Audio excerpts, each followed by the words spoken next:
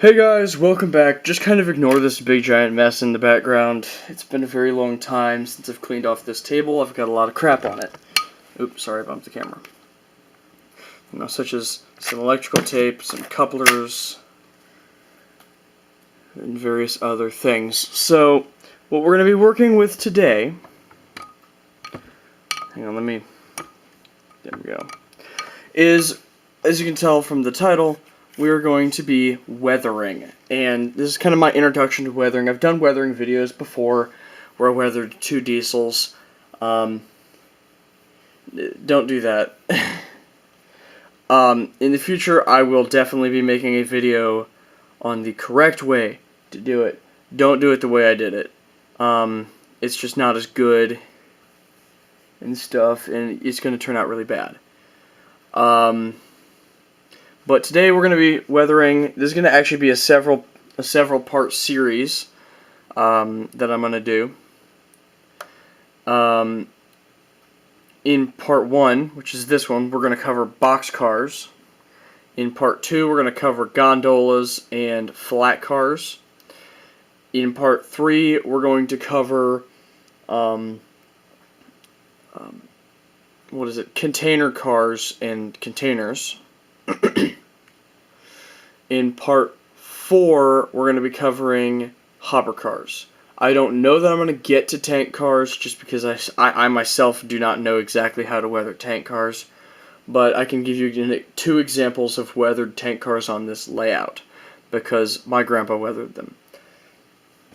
And like I said, I don't know how to weather, and I'm not 100% sure looking at these 2 tank cars that he knew how to weather very good whenever he did this.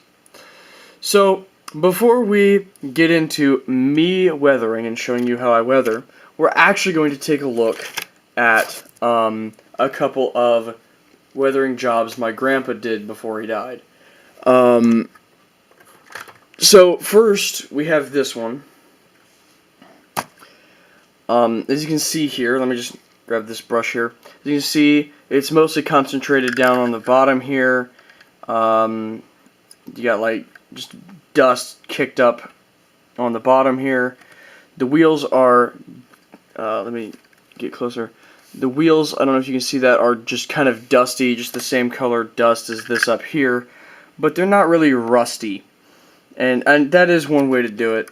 Turning the car over to this side, you can see that there's still that same kind of line of dust going down the whole car and getting on the coupler area and everything. I would put just a little bit of rust on things like the coupler and the trucks, but my grandpa didn't deem that necessary. I don't know what this white stuff is on this thing, but I do not like it. It should not be there. Interesting. And of course, he's also done the roof. It used to be kind of more this color, I think. It either used to be that, or it might have been silver. I cannot remember because he weathered this a long time ago. It's been a long time since this has been weathered. Based on the coloration, it could have been silver, but it might have also been this color. Whatever the case, you can see it's definitely been weathered and everything. So that is one example of a weathered boxcar. Now, the reason I'm showing you these is, first of all, I wanted just you guys to see some different techniques that different people use different techniques. And the other thing is, I do not have a modern boxcar to weather at the moment. This right here is the only kind of boxcar I have. And yes, it says refrigerator on it. But as far as I know, and you can correct me all you want in the comments. In fact, that'd be very nice. But as far as I know, in the era in which these were used, a reefer consisted of a boxcar with ice in it. Basically just a reefer was just a boxcar with ice in it. To my knowledge, you can correct me if I'm wrong, but to my knowledge, that's all it is. So we're gonna go ahead and take a look at another example of a boxcar. Another one my grandpa did. And this right here is another option. You can go nice and light, like in that other one, that cotton belt one we just looked at. Or you can do this. This is one of my favorite boxcars on the entire line. My grandpa weathered this one excellently, I think. And one of the things I've noticed, rust shows up really, really, really well on yellow paint. Oops, I hit the table. Which we'll see in just a minute with a yellow boxcar that I weathered. So as you can see, there's all kinds of rust down here along the sides, and it's splattered on there. There's looks like scratches over here in the corner. I don't know how you can see that. As you can see, it used to be a Rio Grande. Well, it used to be. It is a Rio Grande. What it used to look like, I have a Rio Grande caboose in the same, like, paint scheme. That is what it used to look like. Those exact colors are what it used to look like. It used to have this right here used to be this, and this right here used to be this. And just look at it now. I kind of prefer this, to be honest. On a boxcar, it looks really good. I don't think I'll ever do this caboose like that, but on that boxcar, I think that looks really nice. So it's rusty and everything. The roof is nice and rusty. You got just rust everywhere. He even did the underbody. And just take a look at those trucks. You got scratches everywhere. And it's just it really turned out to be a really good car, and I think it's one of my favorite on the line. And now moving on to the final example that I have for you guys today. This car, first of all, let's just address this. This car leans because I want to say that the weight is uncentered, but I also think that the chassis on this one is metal. See? And I will never again get another kit with a metal chassis, because seriously, the holes are not drilled like they're drilled crooked.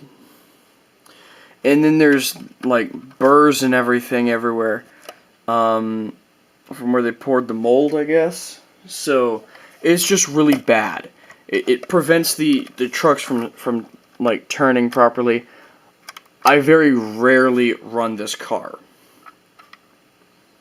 But this is one I did weather, because I figured, well, I'm not going to run it, so I might as well. This is one of the earlier weathering jobs I did. Oh, I take that back. I have one more boxcar to show you. But anyway, this is an earlier weathering job of mine. I decided to go. I took this one as an inspiration for this one, because they both had a lot of yellow in them. So you can tell you've got a little bit of rust down here. You got a lot of rust up here, and stuff. Like, it's mostly I concentrated the rust up here, I think. Another thing I did is I went in. Now, this was done before I had the thing that we're going to be using today. But I used, here, let me get them out. I used these pastels. I just kind of, I powdered them up like that and brushed it on. One of the first things I did was I faded it with some white, and then I went in, I did some like dark streaking on the side, and then the rust, a lot of the rust was done with my airbrush. On this side you can see the, it's very rusty over here. It's all kind of washing down off the roof. This is, I think, what I went for. Nice rusty brake wheel. I always make my brake wheels very rusty. And another thing I do, I tend to make my couplers rusty as well. You got some rusty wheels and everything. And this is not the better side. As you can see, I got a little bit heavy there. And a rusty roof and everything. But that is one of my earlier weathering jobs. And now here is honestly the second earliest weathering job that I have. I'm not going to show you the first weathering job I've ever done. It's not very good, but this was also done with those pastels. The first thing I did, I faded the car with some white so that it looks faded, and then I went along with a darker kind of dirt coat and worked it in there. I didn't do enough pulling it up on the corners though, but it's in there, and I didn't do very much on the trucks at all. Actually, I did nothing on the trucks, which are actually extremely dirty right now. Yeah. Okay, so I'm going to have to fix that later. Clean those. But yeah, so now we're going to finally get to our one of these. The one we're going to weather. So, let's see. First things first, what we're going to do... Yeah. Where's my... It's down in the garage, isn't it?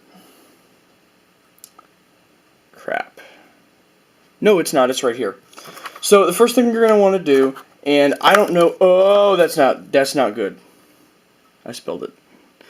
I have white pastel powder here, and I find it actually works a little bit better.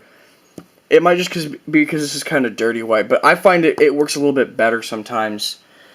So the first thing we're going to do, we're going to take like a makeup brush. I got this off my grandma. So we're going to take like a makeup brush. I'm going to tip the car on its side. Hopefully you guys can... Well, let me move the camera up a little bit.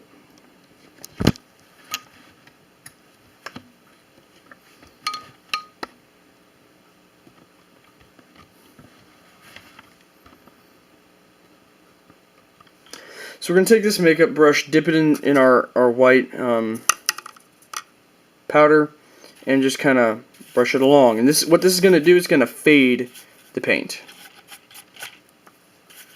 And as you can see, it wipes away with a finger rather easily if you mess up. I'm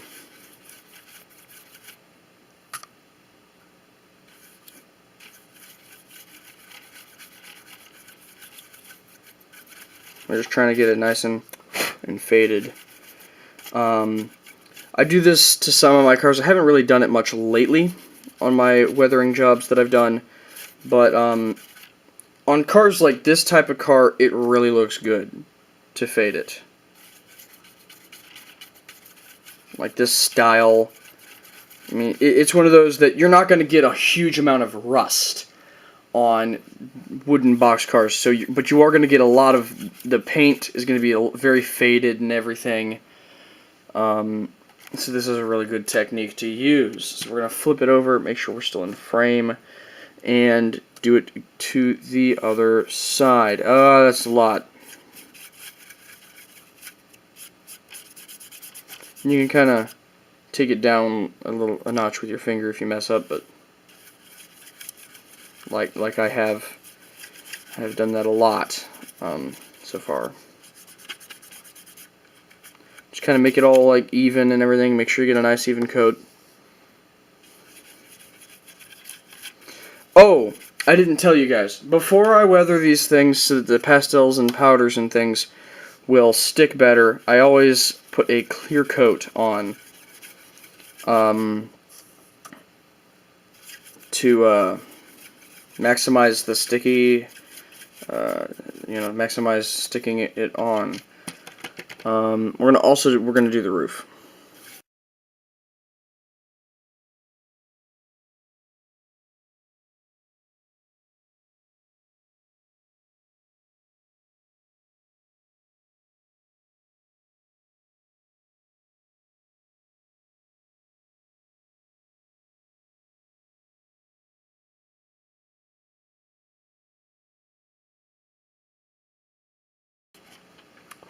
Okay, so now it has been faded. The next thing we're going to do, I'm going to go ahead and tip it on its side again.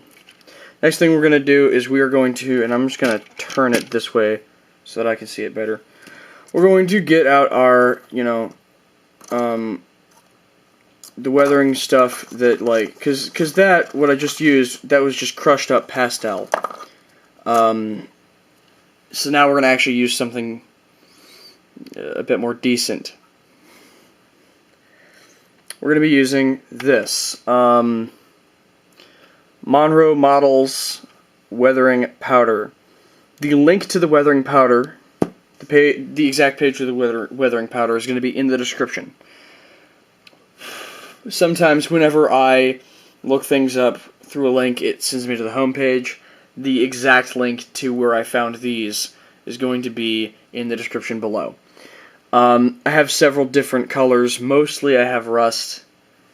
Oh, this is rusty brown. We don't want that. I want medium earth. Hang on. Here we go. Medium earth. So we're going to be using this. I have a lot of different shades of rust. I have grimy black and I have medium earth. And I was going to get, like, soot, but I didn't. Because, well, that's what happens whenever you text, hey, buy this. Here's a giant list of what to get. So you're going to get it, it's going to be like this. So what you're going to do, you're going to dip your brush in. You just want to get a little bit, just a little bit. And you're going to go start in the corner and just work it in. Kind of going in this triangle motion. So that it's all like up the side and everything. That's the first thing you're going to want to do. Okay?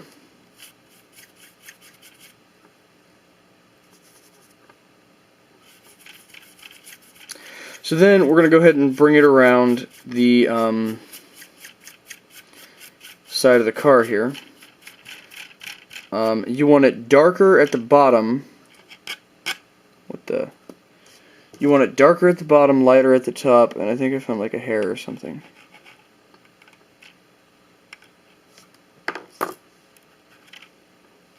Interesting. Well, anyway, like I said, you want it darker at the bottom and lighter at the top.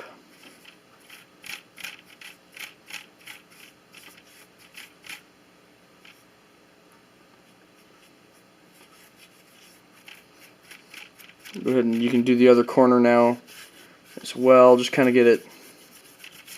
You want more of it at the... that's a fingerprint. That doesn't look good at all. Oh well. You want more... You want it of higher concentration near the bottom than the top. We're kind of going on this for a little bit of the effect of the first boxcar I showed you. And once again, if you do not understand why I showed you those boxcars, it is because this is the only type of boxcar that I have at the moment, and I figured, well, you need to see a couple of more modern boxcars, because not everybody is modeling an old-time railroad. Like an older railroad.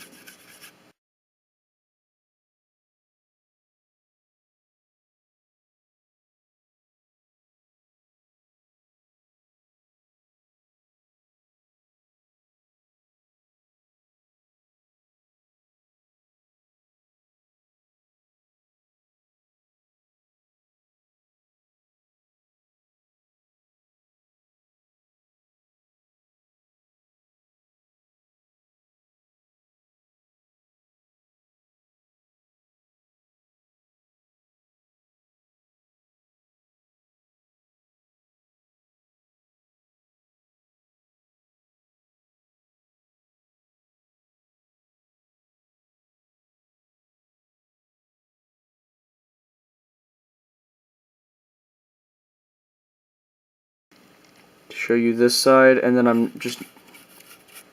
Oh, it's coming out yellow. Yeah. No. It's weird.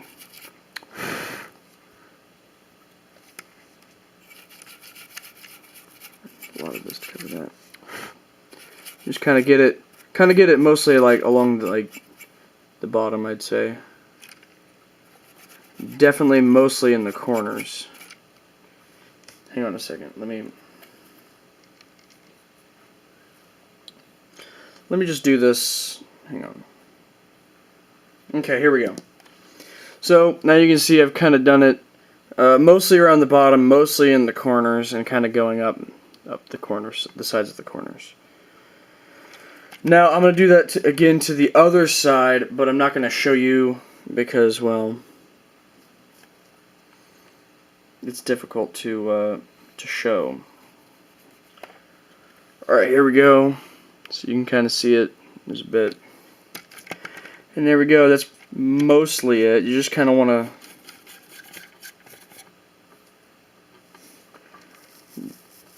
just do a very light, just a little bit on the roof. Because you know you'll get a little bit of dust up there, but and otherwise it's just gonna look really weird with a super clean roof and a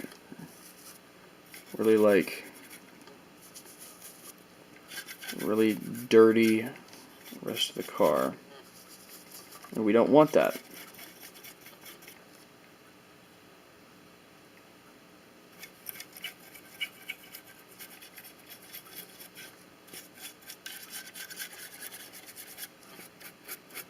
Alright. There we go. So there we go. So I'd say that looks pretty good.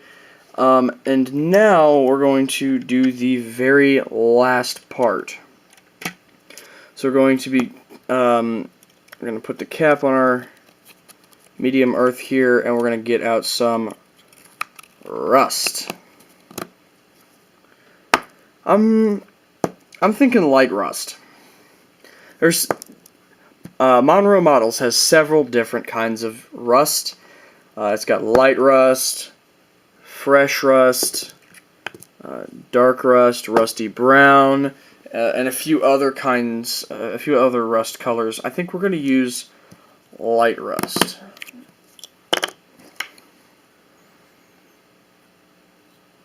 We're just going to get a little bit. We don't need a huge amount. Tip the car over.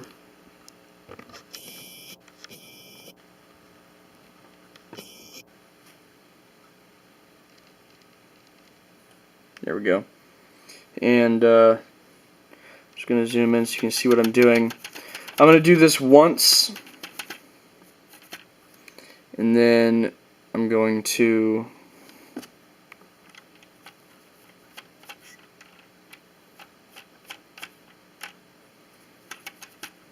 do it to the other ones off camera.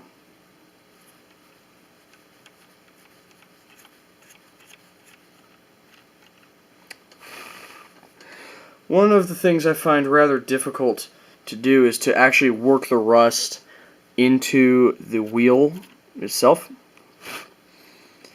Basically, you just take your brush and put it on the wheel, and you just spin the wheel with your other finger. It works rather well. And you don't want to get it evenly.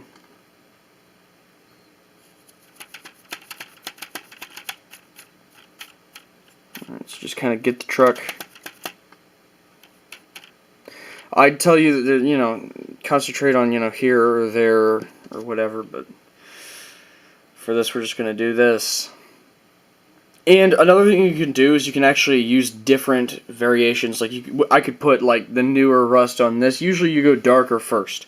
So on this I could put like the new, you know, this new fresh rust on top of it.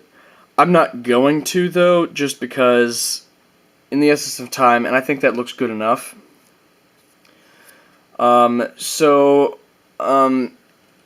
In the essence of time, now this is going to be edited down a little bit, but in the essence of time, I'm going to go ahead and finish this car up off camera for the most part.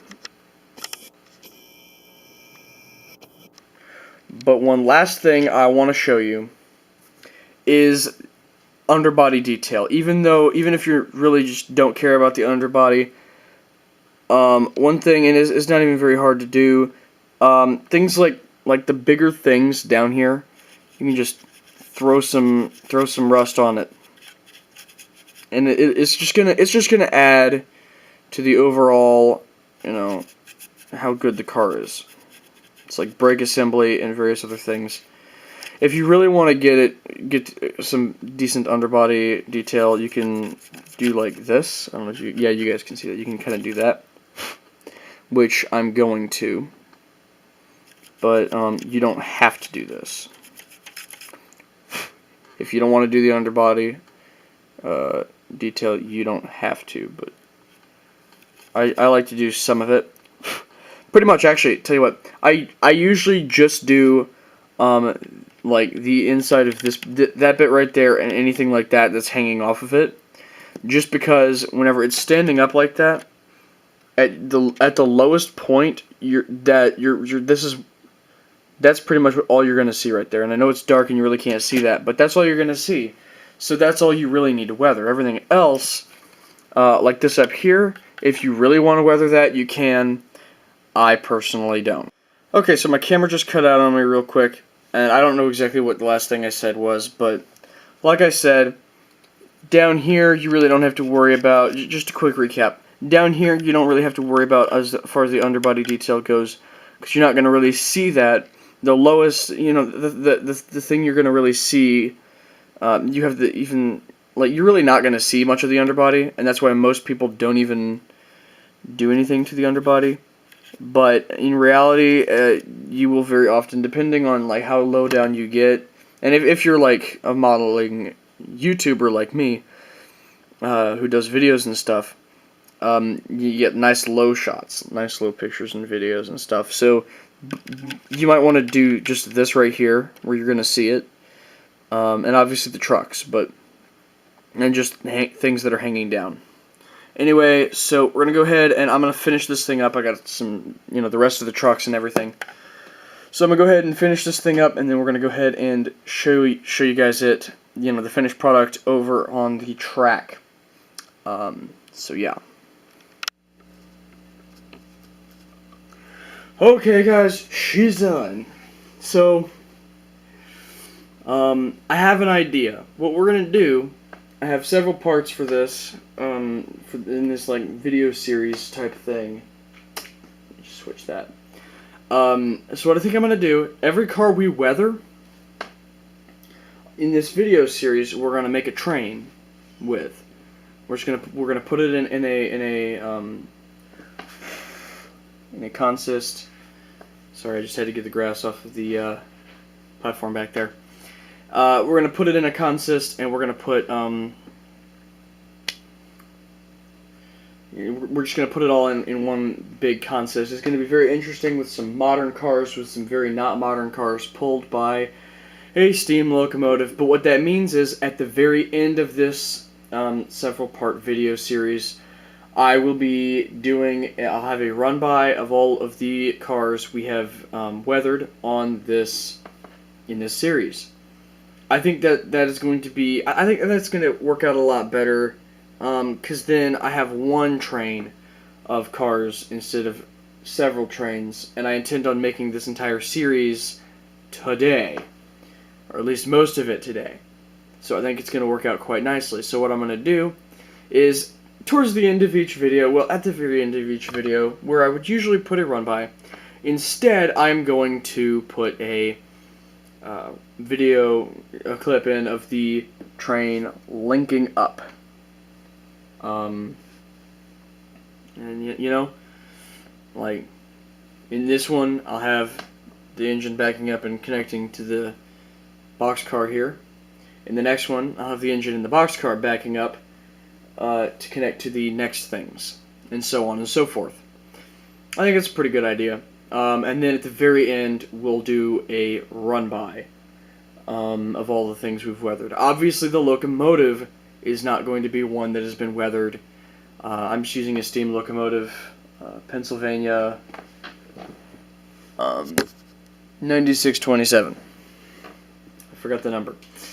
I knew 27, but I forgot the 96. Anyway, but that's going to be all for today.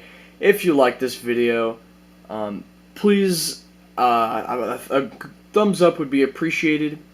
If you're not subscribed to my channel, please go ahead and do so for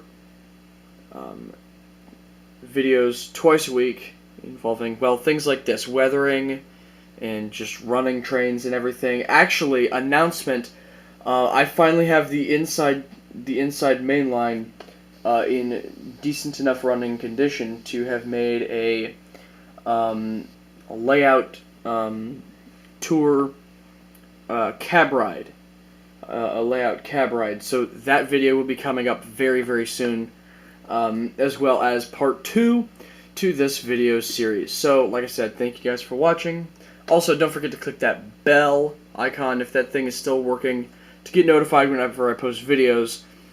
That being said, I plan on posting every Tuesday and Thursday on this channel. So, why is there grass everywhere?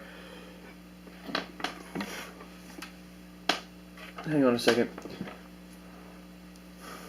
There we go. Grass on the roof. Huh, interesting. But yeah, that's gonna be it for this video. Thank you all for watching, and like I said, at the very end of this little video series, there'll be a run-by. So for now, enjoy... I hate this camera. Okay, for now, just enjoy a steam locomotive backing up and connecting to this. Next episode, we'll be backing up and connecting to more cars until we finally have... and more until we finally have... Thanks for watching, and we'll see you guys next time.